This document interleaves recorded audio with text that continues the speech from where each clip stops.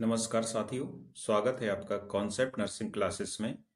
आज की क्लास में RRB nursing superintendent exam special practice test number 238 solve करेंगे। क्वेश्चन नंबर 1, सामान्य रक्त का पीएच स्तर क्या होता है?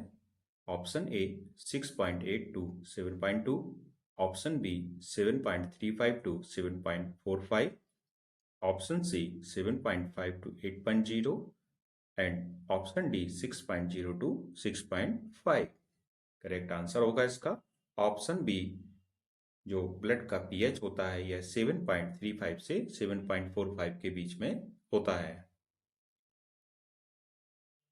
सामान्य रक्त का पीएच स्तर एल्कलीन हल्का सा क्या होता है, एल्कलीन होता है, इसलिए यहाँ पर बी ऑप्शन करेक्ट है। नेक्स्ट क्वेश्चन, वयस्क में इंट्रामस्कुलर इंजेक्शन के लिए सबसे सुरक्षित स्थान कौन सा है? Deltoid muscle, vastus lateralis, ventrogluteal side, dorsogluteal side. Correct answer होगा जो वयस्क में आईएम इंजेक्शन के लिए सबसे सेफ स्थान होता है that is ventrogluteal side. So the correct answer is option C. Next question, question number 3, प्राथमिक स्वास्थ्य देखभाल प्राइमरी हेल्थ केयर का मुख्य उद्देश्य क्या है? अस्पताल में बीमारियों का इलाज, डॉक्टरों के कार्यभार को कम करना, सभी को आवश्यक स्वास्थ्य सेवाएं प्रदान करना, आत्म औषधि सेल्फ मेडिकेशन को बढ़ावा देना। तो प्राइमरी हेल्थ केयर का जो प्रमुख उद्देश्य होता है यह होता है कि सभी को आवश्यक स्वास्थ्य सेवाएं प्रदान करना, इसलिए यहां पर सी ऑप्शन करेक्ट होगा। नेक्स्ट क्वेश्चन, हाइपोग्लाइसीमिया का सबसे आम लक्षण क्या है? Dry skin, increase thirst, sweating and dizziness, slow heart beat. Hypoglycaemia जब ब्लड में शुगर लेवल डाउन हो जाए तो इसको हाइपोग्लाइसीमिया बोला जाता है और इसका जो सबसे प्रमुख लक्षण होता है पसीना आना और चक्कर आना, इसलिए यहां पर सी ऑप्शन करेक्ट है। नेक्स्ट क्वेश्चन, गर्भवती महिला में सुपाइन हाइपोटेंशन सिंड्रोम के दौरान कौन सी स्थिति उपयुक्त होती है? Option A supine, option B prone, option C left lateral, option D Trendelenburg. Correct answer होगा option C left lateral position गर्भवती महिला में सुपाइन हाइपोटेंशन सिंड्रोम के दौरान उपयुक्त होती है। So the correct answer is option C. Next question की ओर चलेंगे, शरीर के तापमान को मापने का सबसे सटीक तरीका कौन सा है? Oral, axillary, rectal, tympanic. Correct answer is option C मलाशय या रेक्टल टेम्परेचर शरीर के बॉडी टेम्परेचर को मापने का सबसे एक्यूरेट तरीका होता है। रेक्टल तापमान कोर बॉडी तापमान के सबसे करीब होता है, इसलिए यह सबसे सटीक तरीका माना जाता है। नेक्स्ट क्वेश्चन, महिला में सामान्य हीमोग्लोबिन स्तर कितना होता है? 10 से 12 ग्राम प्रति डीएल, 12 से 16 ग्राम प्रति डीएल, 14 से 18 ग्राम प्रति डीएल, 16 से 20 ग्राम प्रति डीएल। करेक्ट आंसर होगा ऑप्शन बी। एक महिला में सामान्य एचबी स्तर होता है 12 टू 16 ग्राम पर dL. So the correct answer is option B. महिलाओं में सामान्य हीमोग्लोबिन स्तर 12 से 16 ग्राम प्रति डीएल होता है, जबकि पुरुषों में यह 14 से 18 ग्राम प्रति डीएल होता है। नेक्स्ट क्वेश्चन, सामुदायिक स्वास्थ्य नर्सिंग कम्युनिटी हेल्थ नर्सिंग का मुख्य उद्देश्य क्या है? ऑप्शन ए व्यक्तिगत बीमारियों का इलाज, बी अस्पतालों में तीव्र देखभाल प्रदान करना, सी समुदाय में स्वास्थ्य को बढ़ावा देना और बीमारियों को रोकना, डी शल्य चिकित्सा प्रक्रियाओं में सहायता करना। सही आंसर होगा इसका जो कम्युनिटी हेल्थ नर्सिंग का जो मुख्य उद्देश्य होता है यह होता है समुदाय में स्वास्थ्य को बढ़ावा देना और बीमारियों को रोकना। सामुदायिक स्वास्थ्य नर्सिंग का मुख्य लक्ष्य स्वास्थ्य शिक्षा, हेल्थ एजुकेशन, वैक्सीनेशन और रोग निवारण के माध्यम से समुदाय की संपूर्ण स्वास्थ्य स्थिति में सुधार करना है। नेक्स्ट क्वेश्चन की ओर चलते हैं। निम्नलिखित में से कौन सी दवा एक लूप डायूरेटिक है? Spironolactone, option B hydrochlorothiazide, option C furosemide, option D mannitol. Correct answer होगा ऑप्शन सी फ्यूरोसेमाइड एक लूप डायूरेटिक है, इसलिए सी ऑप्शन करेक्ट होगा। फ्यूरोसेमाइड एक लूप डायूरेटिक है जो किडनी में लूप ऑफ हेनले पर काम करती है और अधिक मूत्र उत्पादन के माध्यम से अतिरिक्त तरल पदार्थ को हटाने में मदद करती है। तो किडनी में क्या होता है, नेफ्रॉन्स होते हैं।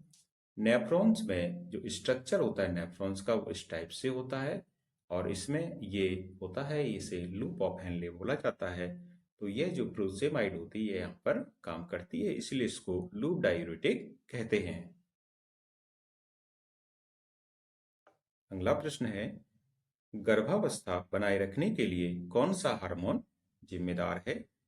Oestrogen, progesterone, oxytocin, prolactin. Correct answer होगा ऑप्शन बी सही होगा। प्रोजेस्टेरॉन गर्भावस्था बनाए रखने के लिए एक जिम्मेदार हार्मोन होता है, इसलिए बी ऑप्शन करेक्ट होगा। प्रोजेस्टेरॉन हार्मोन गर्भाशय की परत को बनाए रखता है और कॉन्ट्रैक्शंस को रोकता है, जिससे गर्भावस्था सुरक्षित रहती है। नेक्स्ट क्वेश्चन, शरीर में रक्तचाप को नियंत्रित करने वाला प्रमुख हार्मोन कौन सा है? Adrenaline, insulin, aldosterone, thyroxine. Correct answer होगा इसका ऑप्शन सी एल्डोस्टेरॉन शरीर में बीपी को कंट्रोल करने वाला प्रमुख हार्मोन होता है। एल्डोस्टेरॉन हार्मोन किडनी में सोडियम और पानी के पुनः अवशोषण मीन्स रीएब्जॉर्प्शन को नियंत्रित करता है, जिससे ब्लड प्रेशर रेगुलेट रहता है या कंट्रोल में रहता है। तो हम जानते हैं कि बीपी यदि किसी का बढ़ा हो तो बीपी में डॉक्टर्स ये सलाह देते हैं कि व्यक्ति को नमक कम खाना चाहिए। नमक मीन्स होता है सोडियम क्लोराइड, और ये एल्डोस्टेरॉन करता क्या है, सोडियम और वाटर का जो रीअब्जॉर्प्शन है उसको कंट्रोल करता है और बीपी इस प्रकार से नियंत्रित बना रहता है। कौन सा रोग ड्रॉपलेट इन्फेक्शन से फैलता है? Option A hepatitis B, option B tetanus, option C tuberculosis, option D anthrax. Droplet infection से फैलने वाला रोग है टीबी या tuberculosis. So the correct answer is option C. TB bacteria संक्रमित व्यक्ति के खांसने या छींकने से हवा में फैलते हैं और अन्य लोगों को संक्रमित कर सकते हैं। नेक्स्ट क्वेश्चन, डीपीटी वैक्सीन किन बीमारियों से बचाव करती है? Diphtheria, polio, tetanus. Diphtheria, tetanus काली खांसी, पोलियो टेटनेस खसरा, tetanus mumps rubella. Correct answer होगा डिप्थीरिया वैक्सीन। यह डिप्थीरिया, टिटनेस और पर्ट्यूसिस मीन्स काली खांसी से बचाव करती है, इसलिए बी ऑप्शन करेक्ट होगा। डीपीटी वैक्सीन का उपयोग डिप्थीरिया, टिटनेस और काली खांसी से बचाव के लिए किया जाता है।